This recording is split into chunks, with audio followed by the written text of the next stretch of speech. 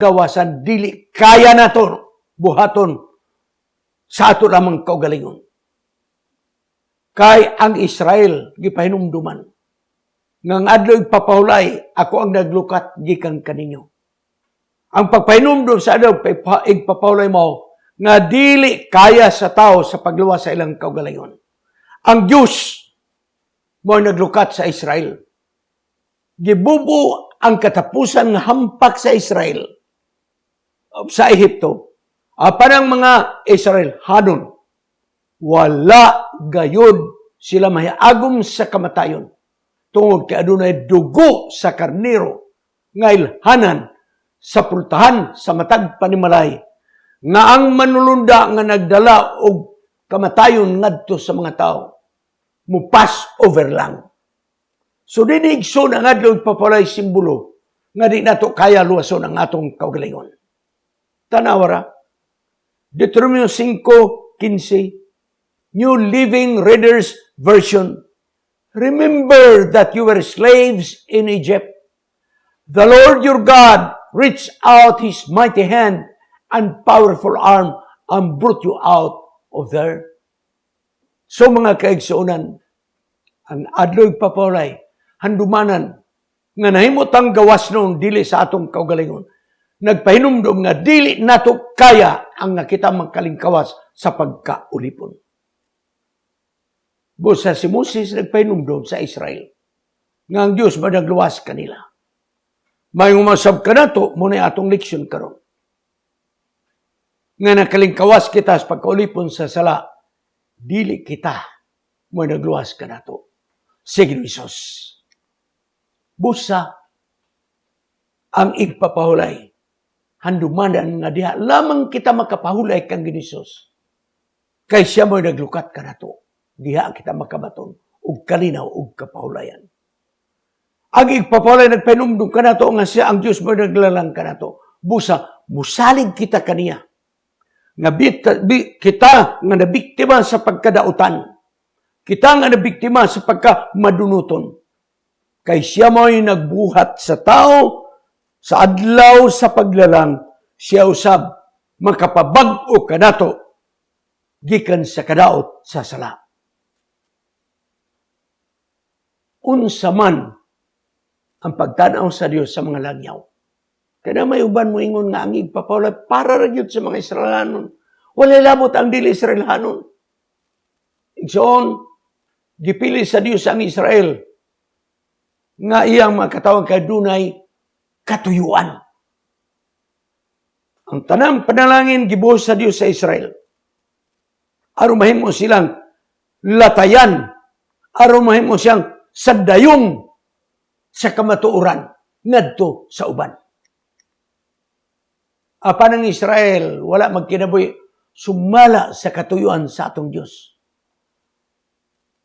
Ang igpapahulay dili kini eksklusibo nga propiedad sa mga Israelanon. Tanawa, Exodus 23:12. Unom ka adlaw magbuhat ka sa imong bulhaton. Pagka ikapito ikaw mupahulay. Mupahulay ang imong mga mananap, ang imong baka, imong asno, ang imong anak, nga lalaki, ug ang ulipon nga lalaki ug ulipon nga babae, ug ang langyaw nga naa sa imong panamalay, papahulayon usab. Tanawa mga kaigsunan. Gisugdanan ang igpapahulay dili lamang sa mga Hudiyo. Kay kung inailangyang nga makana silang dapit, pahulay ka. So dili ni insakto nga moingunta nga igpapahulay para ras mga Hudiyo. Kay kung siya nagpahinumdum ka nato sa adlaw papahulay, nga siya mo'y nagbuhat, nga anong man di man maapil ang dili Hudiyo niini. Ang Diyos mo'y naglalang sa tanang mga rasa, dili lamang kay Hudiyo. Gipanumduman ang Hudiyo nga ang Diyos mo'y naglalang kanila. Sa adlaw nga igpapahulay gipanumduman sila nini, busa ang tanang rasa na apil ninis pagpahinumdum kay Diyos mo'y naglalang man kanila. Ang naitabo mga kaigsunan. tungod kay ang mga Hudiyo manggod mga kaigsunan. Ilang himong eksklusibo na propiedad.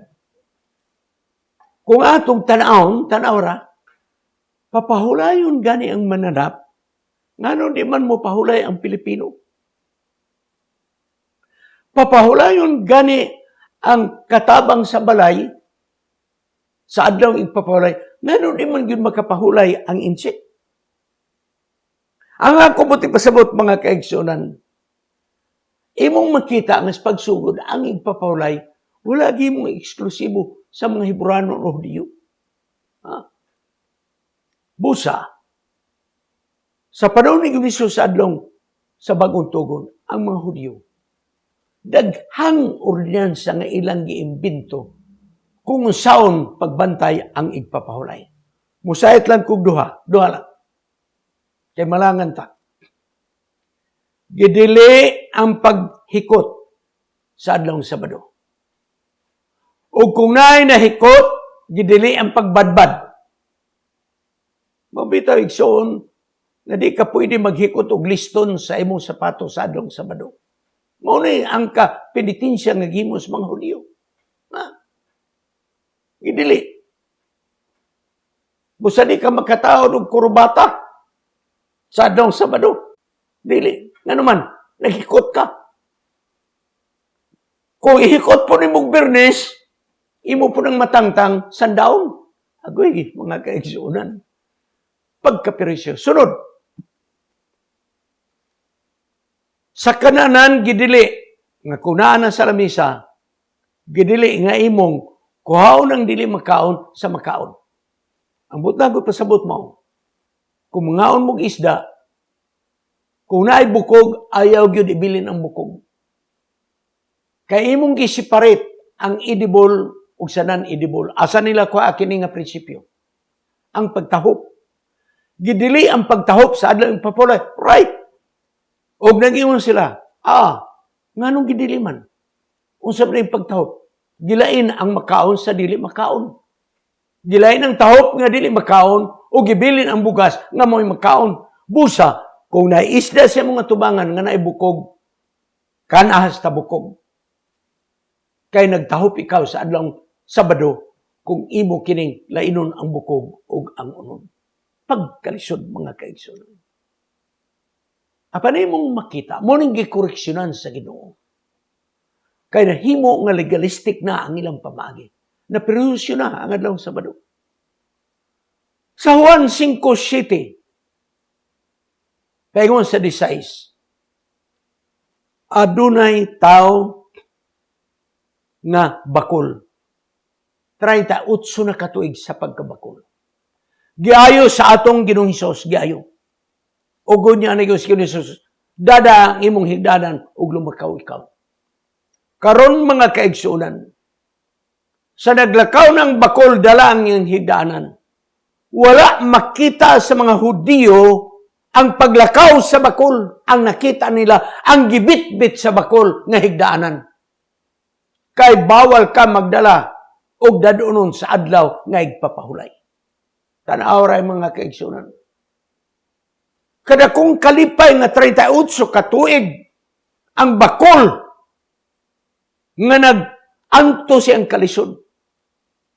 Apan sa giayo ni Hesus ang bakol. Ang nakita sa mga tao, ang banig nga gilukot sa bakol. Wala makita ang tiil nga nagalakaw. Mga kaigsunan usahay, naay mga parisyog iskriba sa atong iglesia, ingon ni Ana. Wa nila makita ang pagtabag ni Hesus. Ang ilang nakita mo ang paglapas sa adlaw igpapahulay.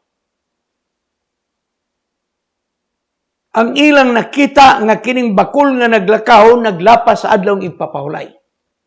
Kung naglapas kining giayo nga bakol, labaw nang naglapas ang nag-ayo. Kay kung ayuhan ni Hesus, di ni magbit-bit og higdaanan. Tanaw igsoon ninyo ang logic nila.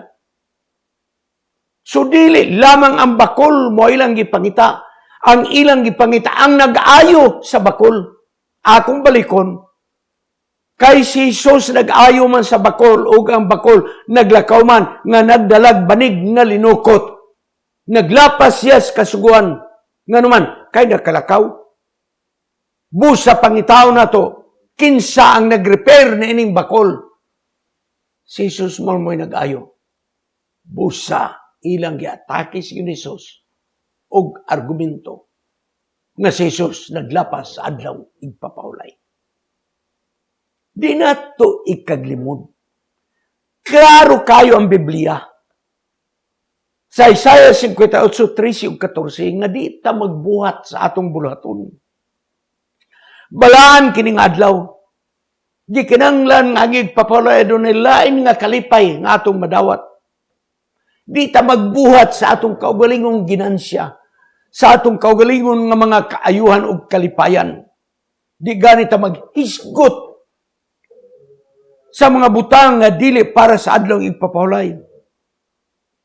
Trashy, foolish, empty, and useless. Mao nga ako maghangyo ninyo, pwede ba nga dili mo mga tana sa ako?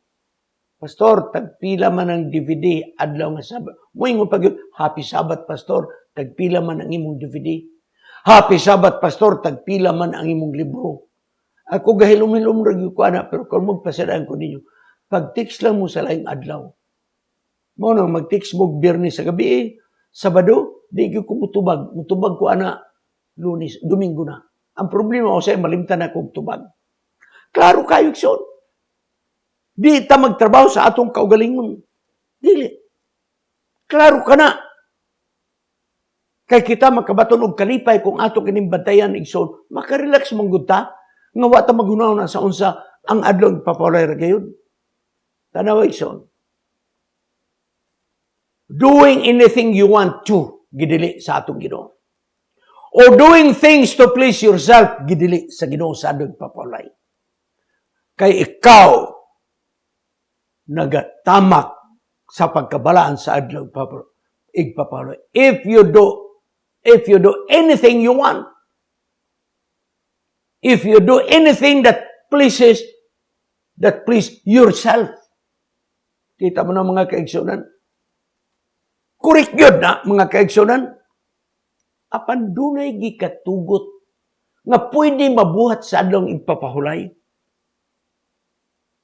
One, welfare ministry. Ang pagtabang sa mga kabus. Pagtabang sa dunay mga emerhensya. Ug unya, ang pag-ayo sa masakiton sa adlaw nga igpapahulay. Exempted kini mga kaigsunan. Exempted kini. Ayo pagingon nga, ayo sa panganak ron kay Sabado, naunsa ka? Hindi na mahimo. Adi sa nato ni dado sa ospital kay Sabado, that's wrong, mga kaigsunan. Di ta mohatag og limos kay Sabado. No. Ngay mangayog bugas na itong adlaw Sabado, hatagi. Hatagi.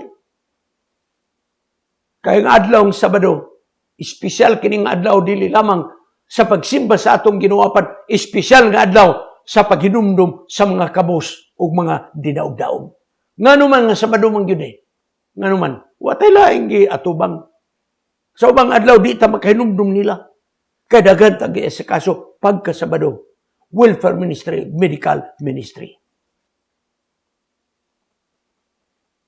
Ang adlaw papalay mo ni mga signs kung sa karsada pa. Nga ikaw tipikong kabahin sa pundok sa Diyos. Abi ninyo, kung di ka anad na nga dapit mo travel ka, labi nang mag-drive ka, maglisod ka kung ulay mga signs, mga kaigsunan. Maglisod ka. Sa wala pa kining GPS, mga kaigsunan, ang mapa, nag-travel man yun mo yung 5 days, gikan sa Lumalinda, paingon nga to Toronto, Canada, 5 kadlaw na among i-travel mga kaigsunan, wala pa yung GPS na itong panahon na. Ako'y nagunit sa mapa, dahil na-driver mga utana, unsa na nga, asa na tadapit. Ingon na mga kaigsunan. Importante. Unya ikaw nagunit og mapa, nagtanaw ka sa mga signs, mga kaigsunan, o kining adlang igpapahulay. Di pasantop sa Exodo 31:13, 16 o 17. nga kini mo'y kasuguan nga magapadayon sa walay katapusan. Og si Pablo, mga kaigsunan, nagaingon nga kung ikaw anaan ni Kristo, ikaw matuod nga anak ni Abraham. Ug unsang sad sa Dios ngadto kaniya, imo ka na usab nga saad. Galatia 3:29, New Living Version. If you belong to Christ, then you have become true children of God. What God had promised to him is now yours. So naon sa nata? Kung nata ni Kristo, ilhanan ka na nga kita anak ni Abraham na tinuod gayon. Busa, ang mga tao nga Israelhanon nagbantay sa adlaw ng igpapawlay gikan sa kaliwatan ngadto sa kaliwatan. Ingon nga mao ang pakigsaad nga walay katapusan. Exodo 31:16. Exodo 31:17. Kini mao'y sign ilhanan nga walay katapusan taliwala sa Dios ug sa mga katawan sa Dios. Niini kay gibuhat sa Dios sa unom kadlaw ang langit ug ang taog siya mipahulay. Na pastor, para raman lagi na sa Israel. Oo, Israel. Pero unsay gingon ni Apostol Pablo? Kung ikaw na ni Kristo, ikaw anak ni Abraham. Ug unsay saad ngadto kang Abraham, imo kanang saad. Ug unsay ilhanan sa mga Israelan, imo kanang ilhanan. Ug kay ang adlaw ipapawlay, ilhanan man sa mga Israelanon nga mga katawan sa Dios, ilhanan kana usab alang kanato. Bus sa mga kaigsunan, kining adlaw ipapawlay din ordinaryong adlaw. Road signs kini. Ilhanan kini sa Israel ug kanato. Nganong napil man ta na? Kaya yung si Pablo akong balikon. Kung naa ka ni Kristo, ikaw matuod nga anak ni Abraham. Ug unsay saad kang Abraham, saad ka na diha kanimo. So mga kaigsunan, walay katapusan nga pakigsaad kini sa Dios sa mga katawan. So nagpakita din sa atong kapanahonan. Ngawa na tagilukat sa Ehipto sa pagkaulipon. Apang gilukat kita sa sala. Busa, ang adlaw ipapawlay nagatabang kanato, 1, sa pag-ila sa Dios nga siya mo'y maglalarang. 2, nagpaila kanato nga doon na kita'y responsibilidad sa atong kinaiyahan. 3, nga doon na kita'y responsibilidad sa atong isikataw nga dili kita magadagman kanila. Muna yung mga kaigsunan. Ug usa-usab nga nagpainumdum ka nato. Nga siya naglalang sa kalibutan, ikapito nagpahulay siya, busa, giguba ang kinaiyahan, giguba ang tao tungod sala, sa adlang papahulay, nagpainumdum ka nato. That God who was the Creator is God now who can recreate us, mga kaigsunan. Magtutas pagtapos sa sinulat ni Ellen White. Testimonies for the Church, Volume 6, page 362. Ang matag usa didto sa langit, nagbantay sa igpapahulay. Apan wala sila magbantay sa igpapahulay nga sumol og kapoy. Kay ang Diyos ug ang mga manlunda wala magalingkod nga walay ginabuhat din ang adlaw. Kay niining adlaw sila mga espirituhanon nga nagmata. Ganong dili man boring ang adlaw ipapawlay sa langit. Una-una inyo ang lingkod-lingkod dito kay adlaw ipapahulay. Og naay lamok pananglit no sa ato lugar nga inistorya di gyud ta baka hapak niya na kay adlaw ipapahulay, mga kaigsunan niyang katarungan. Ngano nga dili boring ang adlaw ipapahulay kauban sa Dios? Because we're going to meet with God and Jesus, our Savior, on this day. Naining adlaw, naong ug naong makita nato si Jesus. Naong ug naong makita nato ang atong Dios naining adlaw. Didto sa langit, mga kaigsunan. busa. Kanunay kita gandom. Nga mobot ang igpapawlay, kaya yun na matagado igpapawlay ito atas bagong Jerusalem. Naong og naong. Nakatanaw man tiyanay mo anang television sa YouTube. Nga doon ay schedule ang atong presidente sa nasod nga magtawag ugo sa cabinet meeting. Mo na'y panahon igsoon nga cabinet members makakita sa presidente naong ug naong. Maingunin ang atong kalipay, excited ta. Nga pagkadang papalay mo ato tag bagong Jerusalem, kay makikita ta sa atong Ginoo, mo ni ang atong pagselebrar sa atong papalay. Ug nagyon sa Ellen White sa Desire of Ages, page 207, ang kasuguan nagdili sa pagbuhat sa mga bulaton sa adlaw papalay nga dili balaan. Busa, dili kita magbuhat alang sa atong panginabuhi, mahunong kada sa adlaw papalay. Dili kita magbuhat na ng alang sa ato nga kaugalingon pagpangitag salapi sa adlaw igpapahulay. Ang atong buhaton sama sa gibuhat ni Jesus. Nga tapos niya nabuhat ang langit ug ang yuta, siya mopahulay sa adlaw ikapito, busa kita mupahulay gayon. Ug kita musimba ug mubuhat sa balaan nga mga bulaton. Naay balaan nga bulaton. Unsa man kini? Si Jesus nag-ayo sa mga masakiton sa adlaw igpapahulay. Kini igsoon nga gibuhat ni Jesus nagpasidungog sa kasugon sa adlaw igpapahulay. Si igsoon doon na tayo mabuhat sa adlaw igpapahulay. Emergency, balatian, disgrasya, kamatayon, sakit, kalisod, makatabang kita sa dunay panginahanglan. Sa pagtapos, gusto na ko isumada, mga kaigsoon. Balik kita. Kaduha, gihatag ang papan nga bato.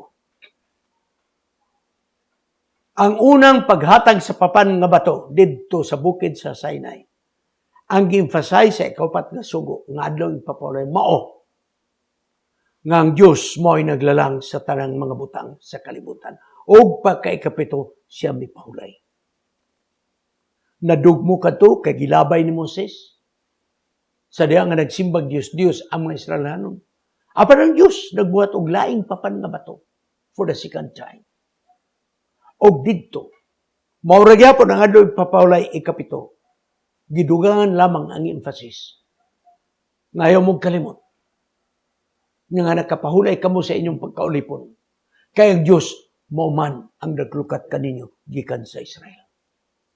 Igsoon, kining ikaduha nga emphasis, ni ining ikaduha nga papan nga bato, nga gihatag sa mga Israelhanon. May kalabutan kita. Kaya naulipon kita sa sala. Matag adlaw papahulay nga pinumdum kanato nga kita gawas nun. Freedom from sin.